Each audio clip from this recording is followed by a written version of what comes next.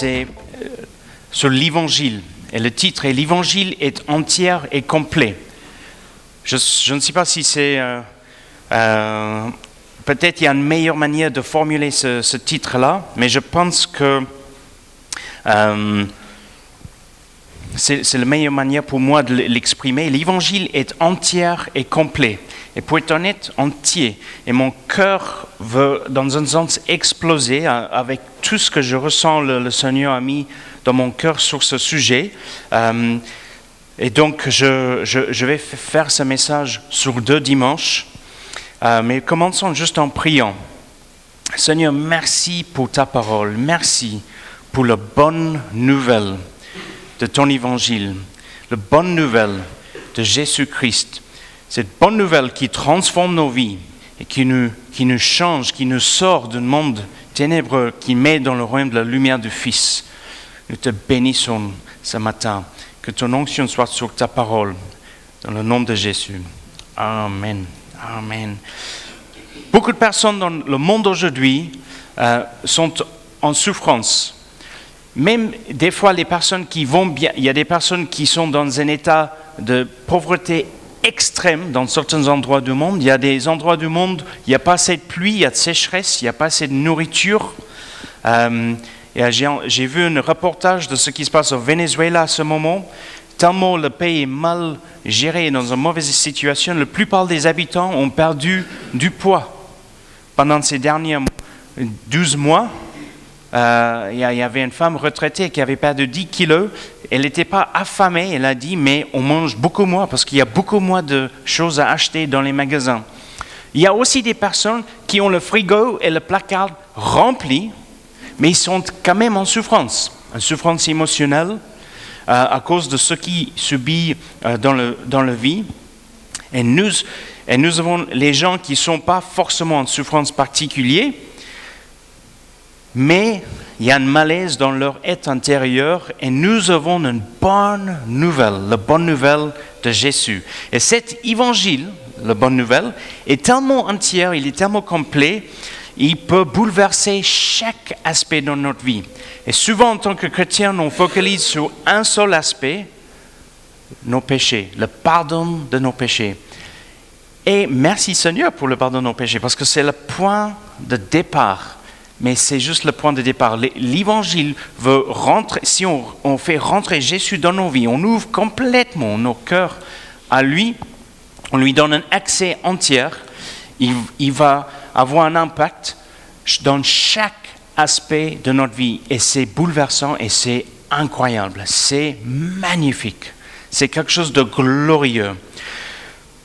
Alors, quand nous prêchons l'Évangile ou quand nous partageons l'Évangile, parce que souvent on parle de prêcher l'Évangile le dimanche, mais souvent nous partageons l'Évangile, c'est-à-dire c'est quand toi avec ton ami, ton collègue ou une personne qu'on rencontre comme ça, on a l'occasion de parler de notre foi en Jésus, on partage l'Évangile. Et la plupart d'entre nous ont mis notre foi en Jésus, pas forcément après avoir entendu un message qui était prêché, une prédication, mais parce que quelqu'un, un ami, un membre de notre famille nous a parlé de Jésus et ça a eu un impact. Donc la plupart du temps, c'est le partage de l'évangile d'un ami ou un membre de notre famille qui peut avoir un impact. Ou souvent, des fois, c'est quelqu'un qui nous partage l'évangile et un dimanche, on est présent, on entend une prédication, il y a un déclic, il y a une révélation, il y a le Saint-Esprit nous interpelle. Mais déjà, le semence était semé auparavant. Et le point de départ, c'est la croix. Et c'est à la croix où Jésus a subi une terrible injustice. Il était innocent de toutes les accusations qu'on lui a faites, mais malgré cela, il était crucifié à une croix. Et paradoxalement, c'est à la croix où nous avons mérité le châtiment de Dieu, et c'est à la croix que le châtiment de Dieu est tombé sur Jésus, et en plaçant notre foi en lui, nous sommes déclarés justes. L'injustice de ce que Jésus a subi nous procure notre justification, à condition que nous plaçons notre foi en Jésus. Quand on parle de justification, ça veut dire simplement, c'est un terme juridique, ça veut dire que devant Dieu, c'est comme si on n'a jamais péché. Bien qu'on reste humain, et même avec notre foi en Jésus, des fois on fait des fautes, on fait des erreurs, on a besoin de demander pardon à Dieu. Mais devant Dieu, on peut rentrer dans sa présence, c'est comme si nous n'avons jamais péché. Ça, on appelle ça la grâce de Dieu. Parce que c'est un moment, c'est à la croix, il y a une transaction, il y a un transfert. Nos péchés sur Jésus et la justice de Jésus sur nous. La sainteté de Jésus sur nous. Et on devient alors acceptable dans les yeux de Dieu. Dieu qui est parfaitement juste, parfait dans tous les sens. C'est la justice de Jésus qui vient sur nous, nous permet de rentrer dans sa présence, nous permet d'appeler Dieu Père et de rentrer devant le trône de la grâce et pouvoir adorer Dieu en esprit et en vérité. Et pour nous, on parle de le salut par la foi, mais ce n'est pas simplement « ok, je crois en Jésus, je crois ce qu'il a accompli pour moi sur la croix », c'est une foi qui nous amène à la repentance. Souvent, c'est un aspect de notre salut, on en parle un peu moins. On parle « crois en Jésus et tu seras déclaré juste, tu seras sauvé ». Mais la foi en Jésus, la foi que Dieu attend de notre part, c'est une foi où je fais confiance à Jésus, je crois que cet évangile est vrai, je lui fais confiance et ça m'amène à la repentance. C'est-à-dire, Seigneur, pardonne-moi de mes fautes, pardonne-moi de ma rébellion contre ta voix, pardonne-moi que je t'ai ignoré tous ces temps-là. Pardonne-moi que je menais ma vie comme moi je voulais, je m'en fichais complètement de ta volonté pour moi. Pardonne-moi, Seigneur, et pardonne-moi pour mes péchés. Je veux te suivre. Et cette repentance nous amène à le baptême. Notre baptême, qui symbolise beaucoup de choses, symbolise également notre repentance. Marc 1, verset 4. Jean parut, baptisant dans le désert, et prêchant le baptême de repentance pour la rémission des péchés. Tout le pays de Judée et tous les habitants de Jérusalem se rendaient auprès de lui en confessant leurs péchés. Ils se faisaient baptiser par lui dans le fleuve du Jourdain. C'est une des raisons principales pourquoi nous ne baptisons pas dans le courant protestant évangélique, nous ne baptisons pas de nourrissons, parce que nous avons la conviction qu'on n'est pas né chrétien, on devient chrétien par la foi, et cette foi nous amène à la repentance, et la repentance, suite à notre repentance, on passe par les eaux de baptême. Et comment imposer ça sur un nourrisson qui ne comprend pas du tout, ni la foi, ni ce que veut dire la repentance. Non, on n'est pas né chrétien, on devient chrétien par une démarche de conviction de soi-même. Ce n'est pas la foi de nos parents qui nous sauve. Oui, les Juifs étaient circoncis le 8e jour. On a dit, oui, les nourrissons, les garçons, circoncis le 8e jour et ils rentraient dans l'ancienne alliance. C'est vrai qu'on est né juif, mais on n'est pas né chrétien. On devient enfant de Dieu par la foi. Et la circoncision que Dieu cherchait, ce n'était pas une circoncision de la chair, mais une circoncision du cœur. Et Dieu dit ça souvent à Israël, c'est la circoncision du cœur que je cherche. Alors Matthieu 3, verset 11, « Moi je vous baptise dans l'eau », c'est Jean le Baptiste qui dit, « Moi je vous baptise dans l'eau, en signe de votre repentance. » En version Summer, signe de votre changement de vie. « Mais quelqu'un vient après moi. Il est bien plus puissant que moi. Je ne suis même pas digne de lui enlever les sandales.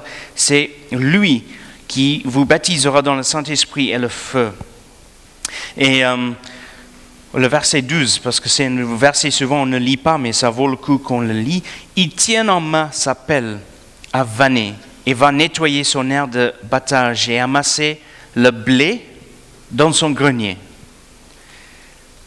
quant à la balle, il la brûlera dans un feu qui ne s'éteindra jamais.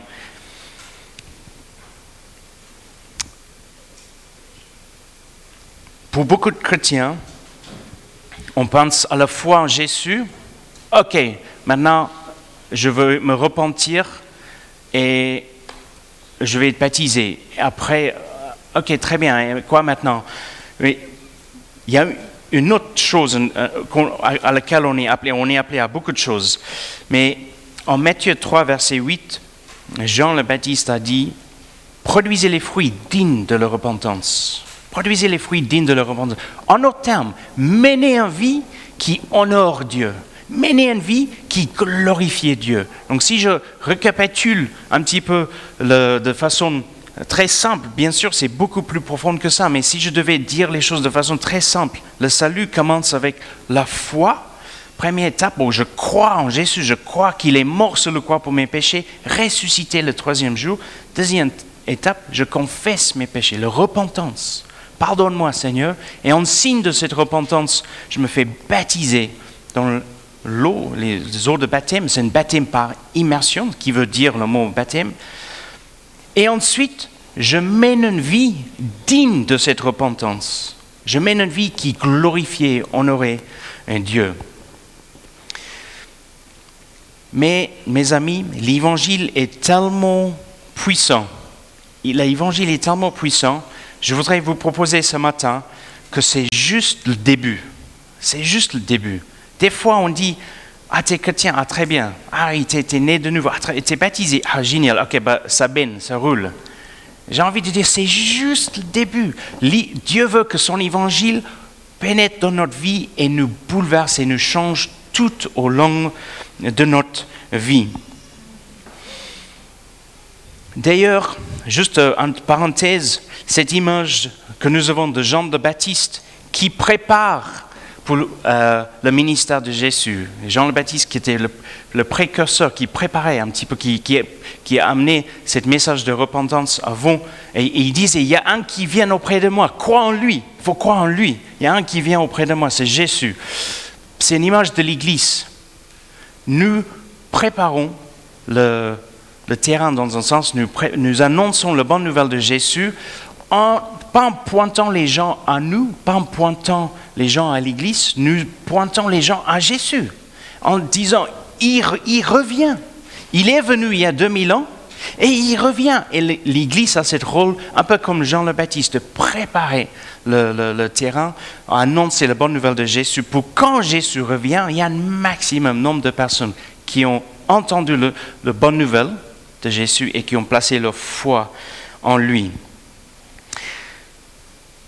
Mais l'évangile est puissant. Paul dit dans sa lettre aux chrétiens à Rome, il veut écrire un courrier à des chrétiens à Rome, et il dit, car je n'ai point honte de l'évangile, c'est son premier chapitre, c'est une puissance de Dieu pour le salut de quiconque croit, du juif premièrement, puis le grec, parce qu'en lui est révélée la justice de Dieu par la foi et pour la foi. Selon ce qui est écrit, le juste vivra par la foi.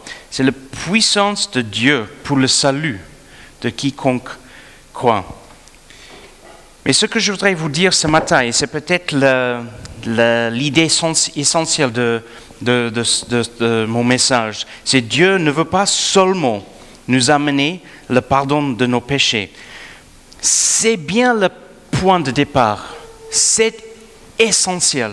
Parce que le fait que nous soyons pardonnés, purifiés de nos péchés, nous permet de rentrer dans la présence de Dieu. Qui peut monter sur le colline de Dieu? Celui qui a des mains propres et le cœur pur. Hein?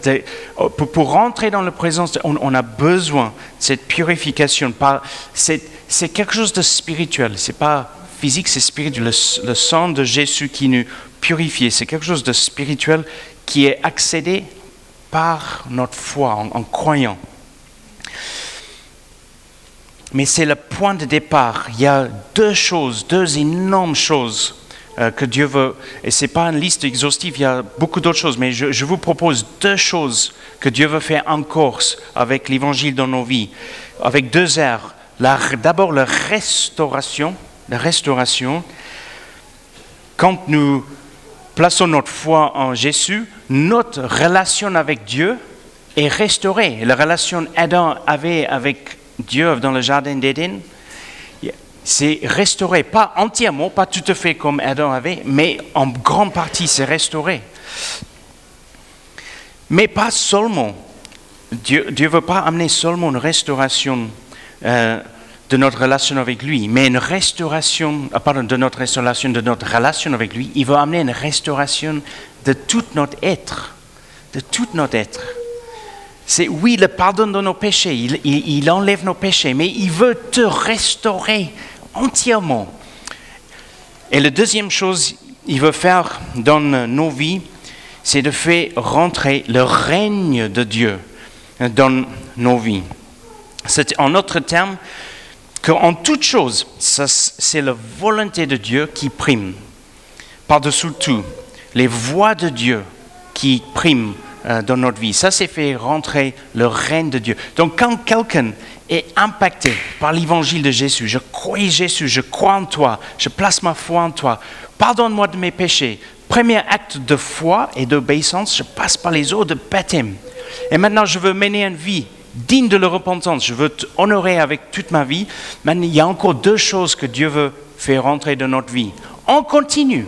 Ce n'est pas quelque chose qui s'arrête. Je sens que le Seigneur veut faire ces deux choses davantage dans ma vie. Et je sens qu'il est en train de le faire dans ma vie. Une restauration de notre être intérieur et faire rentrer son règne de notre vie. Restauration complète. Et ma conviction est que nous avons tous besoin d'une restauration. Même si tu étais élevé par des parents les plus gentils du monde, qui eux avaient la foi en Jésus, personne dans ce monde échappe sans être blessé. Personne dans ce monde grandit sans être abîmé émotionnellement. C'est la conséquence du péché. C'est comme ça. Pour certaines personnes, ça peut être. Par contre, il peut avoir un grand besoin de restauration intérieure par les choses qu'ils ont subies dans la vie. Et d'autres personnes, c'est peut-être moins grave parce qu'ils n'ont pas été exposés à des choses vraiment horribles dans la vie. Mais nous avons tous besoin. Moi, mon papa était pasteur et je sens que le Seigneur est en train de restaurer certaines choses de ma vie à ce moment. Lisons avec moi Luc chapitre 4.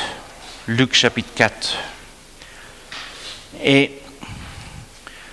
verset 16, c'est les textes qui me travaillent beaucoup à ce moment. En fait, c'est le texte que je voudrais vraiment développer. Et sans doute, on va les développer dimanche prochain. Mais quand nous lisons ces versets qui suivent, je voudrais que vous ayez, c'est la bonne conjugation, que vous ayez une meilleure compréhension de l'impact total de l'évangile qui va au-delà de la grâce, au-delà de simplement le pardon des péchés. Quand je dis simplement, ce n'est pas que je veux diminuer l'importance, le pardon de nos péchés. C'est énorme, c'est l'essentiel, c'est le point de départ. Mais il y a encore beaucoup d'autres choses que Dieu veut faire dans ta vie, dans ma vie. Lisez ensemble. Je lis du verset 1 Semeur. Il se rendit aussi à Nazareth, Jésus, donc, où il avait été élevé. Et il entra dans la synagogue le jour du sabbat comme il en avait l'habitude. Il se leva pour faire la lecture biblique. On lui présenta le rouleau du prophète Ésaïe. En déroulant le parchemin, il trouva le passage où il est écrit, et il va lire d'Ésaïe chapitre 61. « L'Esprit du Seigneur repose sur moi, parce qu'il m'a désigné par l'onction pour annoncer une bonne nouvelle aux pauvres. » Écoutez ça. « Il m'a envoyé pour proclamer aux captifs la libération, aux aveugles le recouvrement de la vue, pour apporter la délivrance aux opprimés et proclamer l'année de grâce accordée par le Seigneur. » Il roula le livre, il le rendit au servant et s'assit. Dans la synagogue, tous les yeux étaient braqués sur lui. « Aujourd'hui même, commença-t-il, pour vous qui l'entendez, cette prophétie de l'Écriture est devenue réalité. Jésus, il est au début de son ministère. Il était baptisé. Il a jeûné 40 jours dans le désert, tenté par le diable. Il cite les Écritures. Il est écrit, il est écrit, il est écrit. Il a un temps de restauration. Les anges de Dieu viennent pour l'encourager, soutenir. Et là, il commence son ministère avec une proclamation. Cette proclamation-là, il dit, voilà pourquoi je suis venu. Voilà pourquoi je suis venu. Et c'est énorme. Annoncer une bonne nouvelle aux pauvres, proclamer aux captifs la libération. Tellement de personnes se croient libres de faire ce qu'ils veulent avec leur vie, et en réalité, ils sont pas libres, ils sont captifs de leurs péchés, ils ont pas la vraie liberté. Le recouvrement de la vue, ça parle de la guérison. L'évangile de Jésus apporte une guérison pour notre corps, mais aussi le recouvrement de la vue spirituelle, et pour apporter délivrance aux opprimés. Beaucoup de gens, même des gens nés de nouveau, même des gens qui ont placé leur foi en Jésus, qui se sont repentis de leurs péchés, sont passés par les eaux de baptême et qui veulent sincèrement suivre Jésus, ont besoin d'une délivrance dans leur vie. Les choses du passé qui les détiennent, les blessures du passé. Des fois, on garde ces choses qui nous ont fait mal du passé et on refuse de pardonner celui qui nous a fait de mal, et ça devient une sorte de cancer pour notre âme et ça rend la vie amère. On a besoin de délivrance, que le Saint-Esprit vient, il apporte une délivrance de toutes ces choses. Je voudrais changer un petit peu de direction avec mon message maintenant. Dimanche prochain, je veux développer davantage cet aspect de l'impact de l'Évangile dans chaque aspect de notre vie, la bonne nouvelle de l'Évangile. Mais je voudrais faire un lien avec ce message et ce qui est en train de passer dans le monde actuellement, en disant que l'Évangile de Christ, ma conviction, c'est le désir de Dieu que cet évangile impacte nos vies complètement et change le monde, et change notre culture, que même notre culture soit soumise à Dieu et à la volonté de Dieu. Et culturellement, ou notre culture actuellement fait partie de ce monde, et les valeurs de ce monde quand on parle des valeurs de ce monde, souvent on parle dans le sens où les valeurs qui se mettent en opposition de ce que Dieu enseigne, ou les principes de Dieu. Et je ne sais pas sans doute si vous avez regardé vos infos récemment, il y a une histoire qui passe en boucle aux infos en France, mais aussi en boucle dans les infos anglo-saxonnes, parce que je regarde des fois ce qu'ils disent en Angleterre et aux États-Unis sur les infos, sur un producteur américain d'Hollywood qui est accusé de harcèlement sexuel de beaucoup de femmes. Et ce qui intrigue énormément de monde, c'est que tout le monde apparemment savait, c'était connu, et que autant de femmes ont subi ces harcèlements avant qu'ils soient exposés comme ça. Je suis interpellé par cela, parce que je voudrais faire un lien avec ça et un autre événement qui était également couvert dans les médias, mais pas eu autant d'attention médiatique. À la fin de septembre, il y a un monsieur qui est décédé aux États-Unis, il s'appelle Hugh Hefner. Donc, pour les anglophones, le mot Hugh Hefner est très bien connu. C'est lui le fondateur d'un magazine qui s'appelait Playboy. C'était un magazine, une entreprise qu'il a fondée, de ce que les gens bien pensants appellent un magazine de libertinage ou de charme. En réalité, c'était un magazine de pornographie. Il est décédé à la fin de septembre. Et il a donné de l'argent à des associations et des avocats pour lutter contre tous les principes dans la justice et tout ça, lutter contre tous les principes bibliques, notamment l'abstinence sexuelle avant le mariage et l'interdiction de l'avortement. Il a lutté contre ces principes-là. Et je voudrais en parler un petit peu ce matin. Et je sais, j'ai mes enfants ici ce matin. Je ne sais pas s'il y a d'autres. Toi, tu es en lycée, toi, tu es en lycée, toi, tu es en lycée. Je voudrais en parler. Et j'ai une attente aussi que vous m'écoutez avec une maturité pour que vous puissiez peser correctement ce que je vais dire ce matin. Mais il faut qu'on en parle dans l'église parce que on en parle dans les cours de récréation de l'école. Nos enfants sont confrontés à ce genre de choses déjà au collège. Il faut que dans l'Église, on proclame ce que cet évangile de Jésus nous enseigne. Alors, il y a eu un article écrit dans un blog chrétien par un monsieur qui s'appelle Shane Morris. Un excellent article. Il a écrit sur l'héritage que monsieur Hefner, celui qui a fondé ce magazine Playboy, l'héritage qu'il nous a légué, qu'il a légué à notre société, surtout bien sûr dans le monde occidental. Il fait les observations suivantes que je trouve très poignantes. Hugh Hefner, premier point, Hugh Hefner a banalisé la pornographie et a œuvré pour le rendre normal et presque respectable. Deuxième constat, il a embauché des jeunes femmes à vivre dans son manoir. Dans son manoir, il a eu les grandes fêtes, il a fait venir les photographes, il a fait toutes sortes de choses, fait venir ses amis. Donc il a embauché des jeunes femmes à vivre dans son manoir pour habiller comme des lapins et avec une promesse de liberté sexuelle, les a réduits à des objets de plaisir pour les hommes. Et Shane Morris continue à dire, il a surtout participé à un changement de culture, parce qu'il a commencé son entreprise, je crois, dans les fins des années 50, au début des années 60, et son empire est devenu de plus en plus grand, les années 60, les années 70, 80, 90. Après, il y a eu un déclin, mais il a eu un déclin.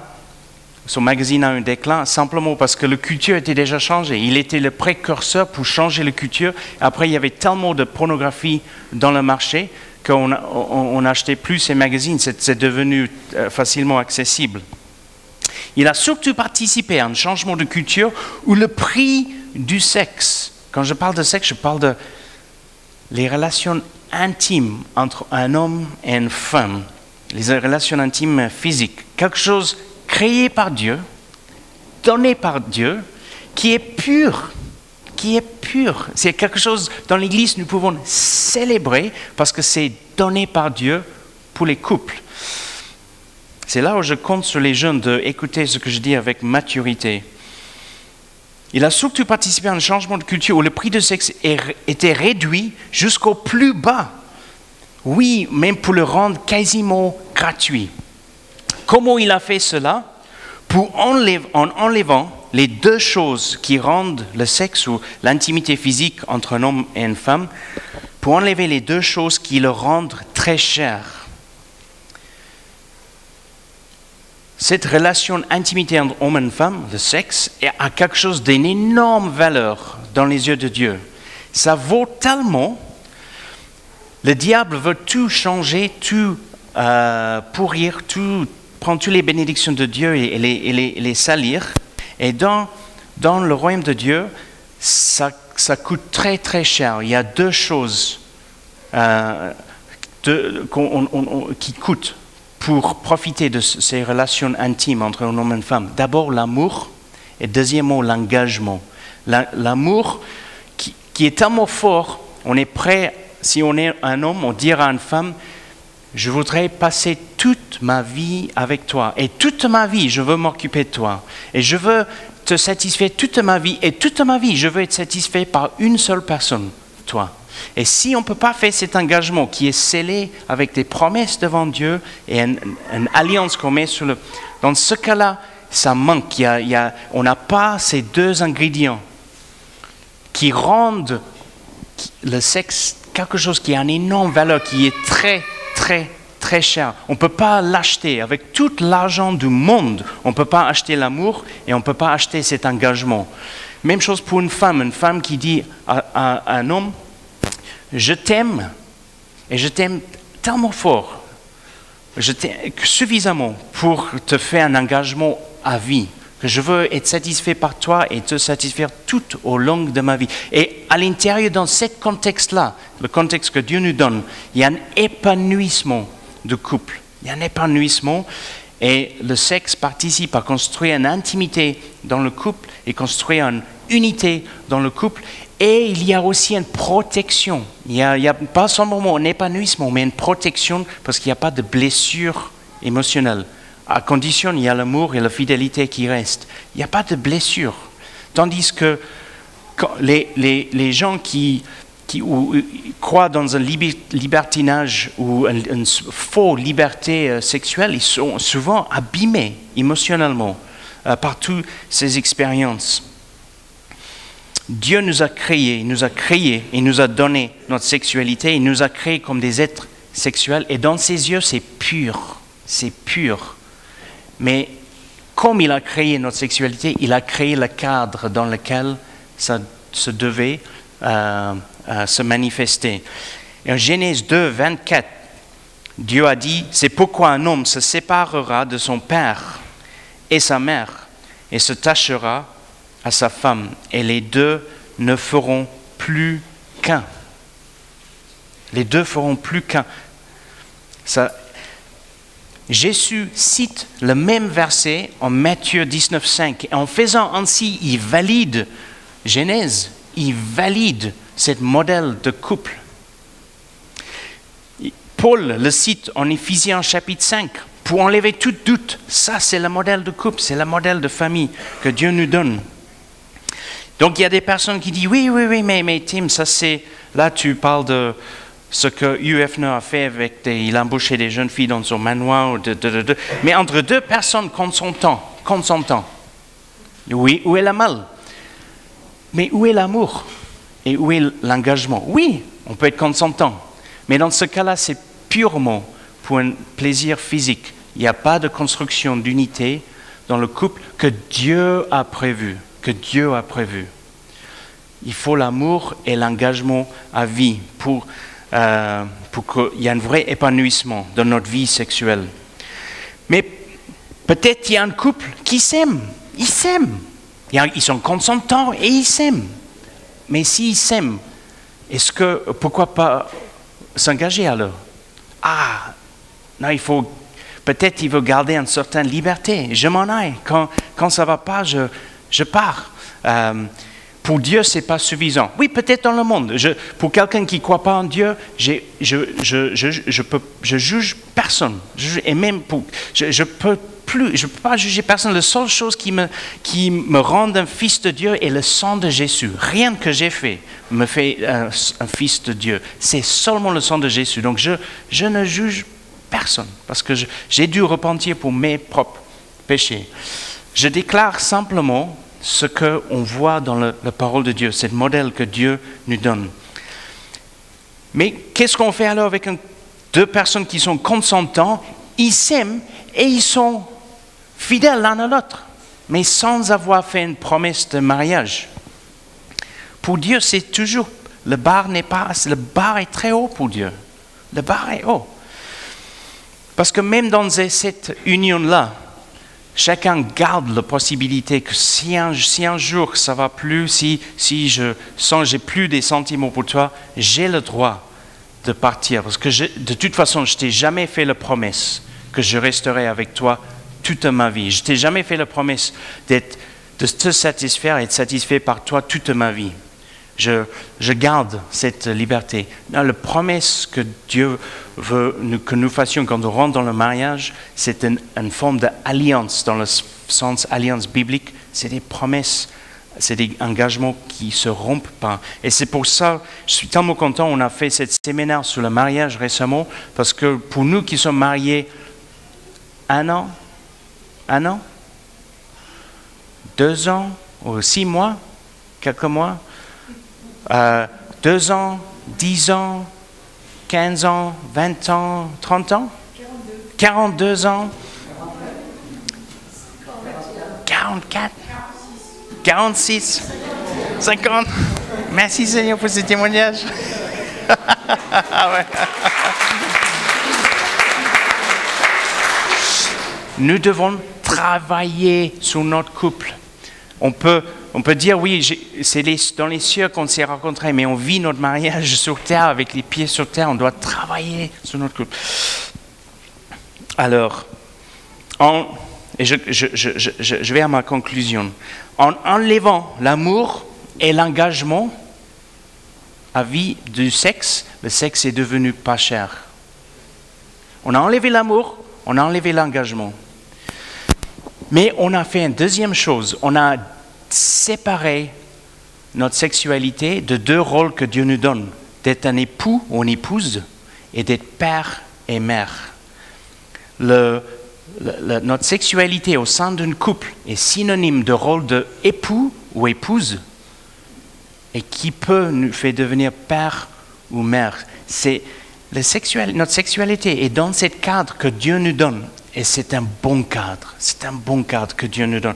Et je voudrais dire que pour des personnes qui, avant d'avoir rencontré Christ, peut-être est passé par là, la bonne nouvelle, c'est que le sang de Jésus restaure. Il purifie.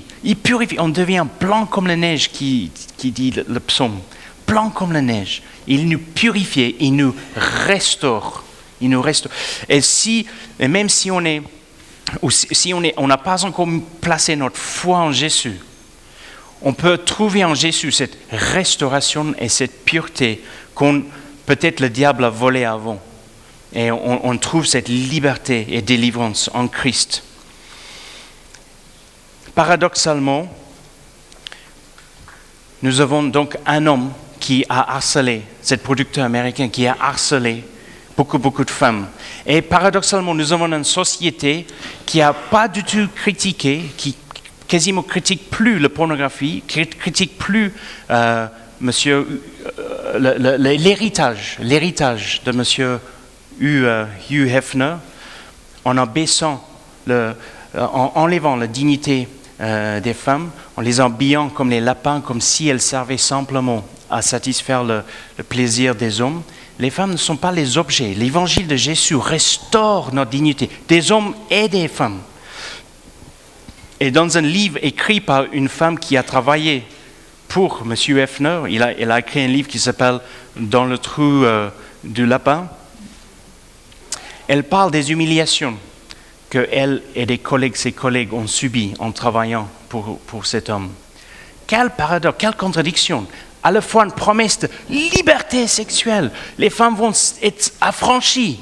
Ils vont être comme les hommes, ils peuvent faire ce qu'ils veulent avec leur corps. Et en réalité, humiliation, enlever la dignité des femmes. L'évangile de Jésus restaure ces choses-là. Quand l'évangile de Jésus rentre dans nos vies, il y a un reste. Est-ce qu'il y a quelque chose de plus honorifique? C'est l'abonnement qui peut honorer plus que dire à une femme: je t'aime et je t'aime tellement, je veux passer toute ma vie avec toi. Je veux m'occuper de toi toute ma vie. Comme Jésus aime l'Église, il a tout donné pour l'Église. Il s'est sacrifié pour l'Église. C'est notre modèle pour le mariage. C'est notre modèle pour nous les hommes à aimer nos épouses. Et je termine avec juste sur BFM TV l'autre soir, il y a eu un documentaire sur l'impact de la pornographie sur nos collégiens. Parce qu'avec les smartphones, nos collégiens ont accès à des choses.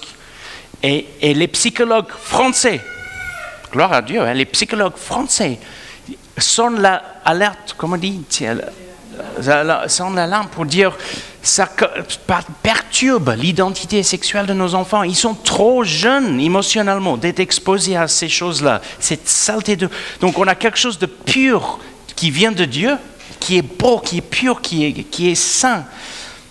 Et le diable qui le rend pas cher, qui le sépare de le rôle d'époux et d'épouse, père et mère, et il le salit en même temps.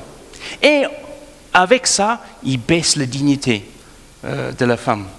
Mais gloire à Dieu, nous avons un évangile qui, quand on applique à nos vies, il pardonne, il purifie, il restaure et il remet dans sa bonne place notre sexualité dans laquelle il y a un épanouissement dans le cadre que Dieu nous donne, l'amour, la fidélité à vie,